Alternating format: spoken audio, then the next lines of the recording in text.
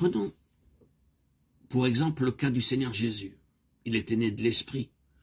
Et nous n'avons aucune raison de penser que l'Esprit de Dieu n'ait pas été avec lui. Dès son enfance, pendant le long silence de ses 30 premières années. Cependant, au moment où il franchit la ligne qui sépare sa vie privée de son ministère public, nous voyons apparaître l'onction sous les emblèmes extérieurs qui nous sont décrits à l'occasion de son baptême. Le ciel s'ouvre sur sa tête pour cet acte de Dieu et son entrée en charge, le début de son ministère officiel, si j'ose ainsi dire, est un effet direct de l'onction. C'est à ce moment-là, et en vertu de cette onction, que sa vocation céleste commence à se traduire par des actes. Il est toujours ainsi. Restez à Jérusalem, dira-t-il plus tard aux apôtres.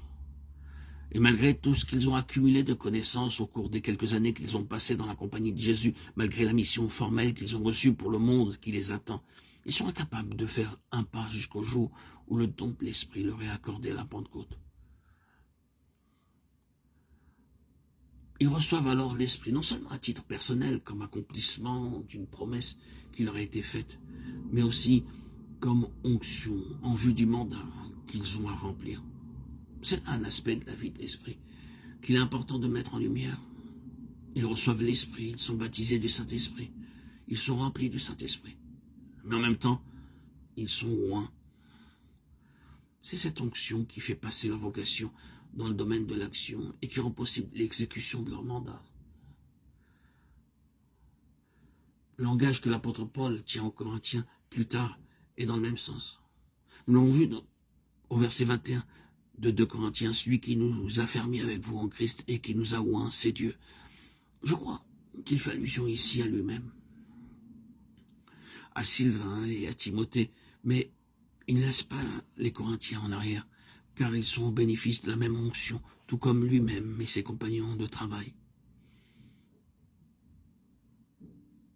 Il serait bon que nous puissions nous attarder un peu ici, pour voir comment cette seconde épître aux Corinthiens rend la chose possible. La première lettre est corrective, la seconde est constructive. Dans la première, l'apôtre s'emploie à renverser de fausses notions, et c'était nécessaire. Dans la seconde, il reconstruit. À Corinthe, le Seigneur n'avait pas toute la place qui aurait dû lui revenir.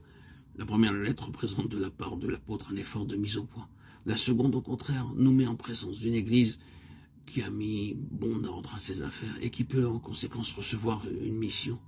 C'est le service, vous ne l'ignorez pas, qui transparaît au travers de cette deuxième épître. C'est pourquoi, ayant ce ministère, ce seul mot est la clé de tout l'épître. C'est pourquoi, ayant ce ministère selon la miséricorde qui nous a été faite, nous ne perdons pas courage. Nous rejetons les choses honteuses qui se font en secret. Nous portons ce trésor dans des vases de terre. Notre ministère, c'est de manifester Christ, dont Dieu a fait rayonner la gloire au-dedans de nos cœurs, détruisant ainsi le travail ténébreux de l'adversaire, nous mettant à l'abri de celui qui aveugle l'intelligence des incrédules. Cette deuxième épître fait donc intervenir le ministère, et en vue de ce ministère, la question de l'onction a sa place toute marquée au chapitre 1er.